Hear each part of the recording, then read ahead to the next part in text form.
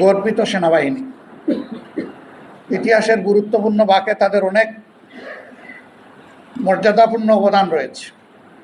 বাংলাদেশের স্বাধীনতা আন্দোলনের মধ্য দিয়ে আমাদের এই সেনাবাহিনী গড়ে উঠেছে। কোনোভাবে কোনো কার্যক্রমের মাধ্যমে, কারো কোনো পদক্ষেপের মাধ্যমে আমাদের এই গর্বের প্রতিষ্ঠান বিতর্কিত হোক, এটা আমরা চাই না।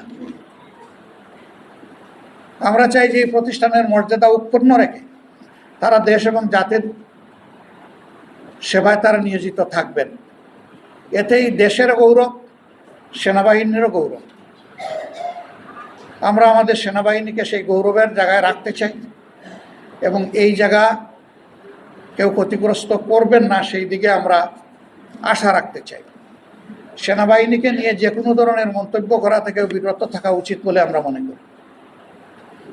এই বিষয়টা একটা দেশের সার্বিক নিরাপত্তার সাথে সংশ্লিষ্ট। সেনাবাহিনীকে বিতর্কিত করলে একটা স্বাধীন দেশ বড় ধরনের ঝুঁকিতে পড়তে পারে।